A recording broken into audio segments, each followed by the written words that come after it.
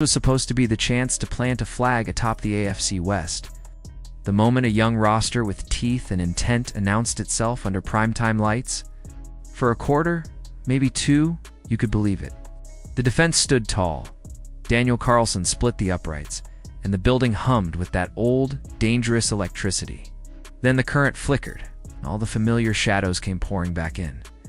If you're skimming the box score, you can stop right there and pin it on Geno Smith. 3 interceptions. Fewer than 200 passing yards. No touchdowns. End of story. But that's the lazy version, the kind you write before you rewind the tape. Because once you slow it down and live inside the details, you see something different. You see an offense that walked into a chess match armed with checkers.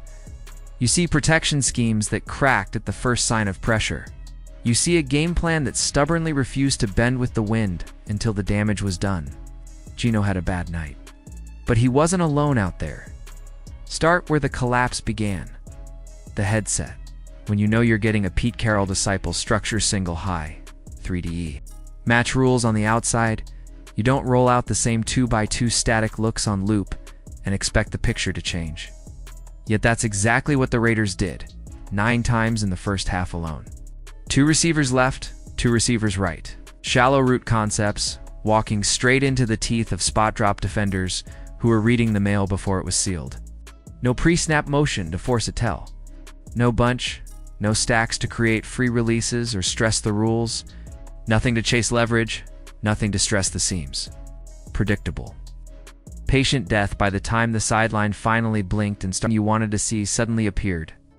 The first 2 drives out of the locker room, surgical. The kind of 11-minute march that drains the clock, flips the field, and lowers the heart rate. And then came the flag. A holding call on Dylan Parham so flimsy you could see daylight through it. Defensive tackle loses his balance.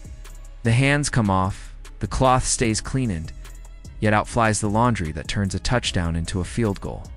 The second drive, same rhythm, same control, until a 3rd and 3 decision tilts the wrong way. You're in range. It's 22-9. One throw to the flat makes it a 1-score game. Instead, the ball sails into a 50-50th down the boundary, gets tipped, and dies in the wrong hands. That's not just a quarterback mistake. That's situational football the whole sideline has to own. Then there was Brock Bowers' special. From the first step he took in silver and black hand, obviously painfully compromised.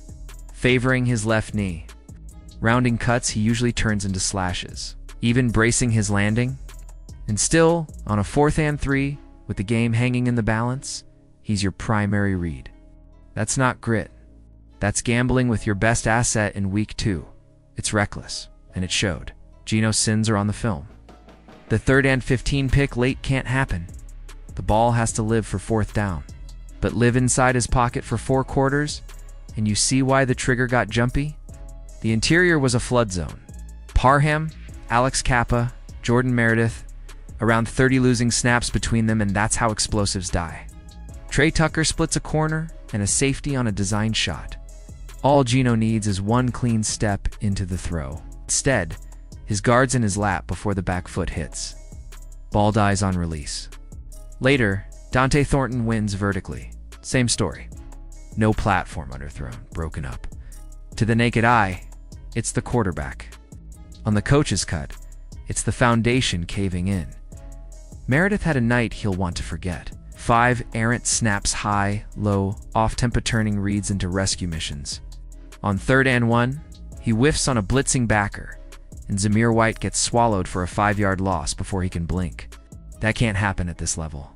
And while we're here, if Ashton Genty is running through tackles like they're turnstiles and stacking yards after contact, why is he on the sideline for an entire series just as he finds a rhythm? He rips off an 11-yard run that wakes the huddle up, then sits while the next carry goes backwards. Ride the hot hand. Feed your playmaker. Momentum is real, and this offense keeps talking itself out of it. The Chargers dared the Raiders to run. 7 in coverage, deep shell. The answer isn't to stubbornly chase explosives into double coverage.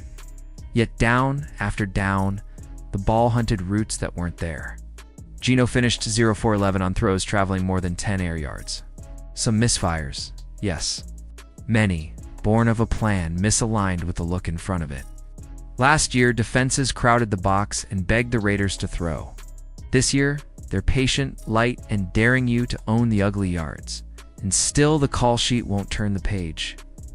It wasn't all failure. Colton Miller pitched a clean clinic at left tackle while the pocket caved inside. On defense, Max Crosby did what he always does, tilted the field with a late strip to give the Raiders life. Jonah Lolu flashed with 2 sacks in constant heat. Jeremy Chin knifed through short yardage like a missile and kept the score from ballooning.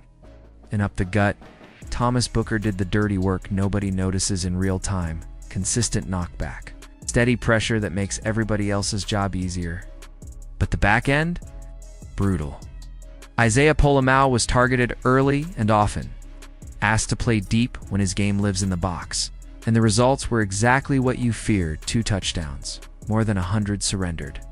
And the 60-yard shot over the top to Quentin Johnston that turned a window into a wall.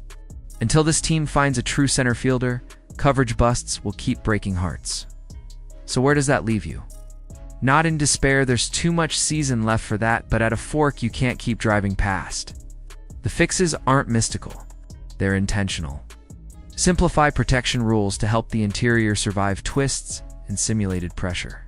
Commit to Genny's Volume 20 touches isn't a luxury, it's the diet. Build from under center, marry the run to the pass. Weaponize play action so those deep shots arrive on your terms instead of out of desperation. Use motion to force coverage declarations and create leverage. Don't let defenses sit, point, and match. And manage the moment. Take the 3 when the game script begs for it. Live for the next down. That's how you win the gray plays you've been losing. Geno has to bounce back, no question. The turnovers have to vanish, the checkdowns have to become friends, the ball has to come out on time. But he doesn't need to put on a cape. He needs a pocket that isn't collapsing at the snap and a plan that says, take what's there until they beg you to take more. Chip Kelly has to call it like the highest paid coordinator in the league, not like a man reciting last week's notes. Pete Carroll has to demand it, because the next opponent doesn't care about almosts. Washington might be without Jaden Daniels if he sits. It's a gift. But you don't cash gifts with the same mistakes. Flashed in Foxborough, the physical front, the opportunistic defense, the rookie back with a sledgehammer for a stiff arm didn't disappear. It just got buried under ego and noise. Dig it out. Run as you earned it, take it with both hands. We'll break it all down again this week. But the mandate is simple. Stop beating yourselves. Geno, reset. O'Lean, grow up. Kelly, adapt. Because the Commanders are next. The window is open. If you're disciplined enough to climb through it. If you're riding with the silver and black. Tell me where you'd start fixing it. Protection, play calling, or personnel? Drop your thoughts below. And if this kind of honest film room breakdown is your thing, hit subscribe and ring the bell. We'll be here every week. Lose or learning.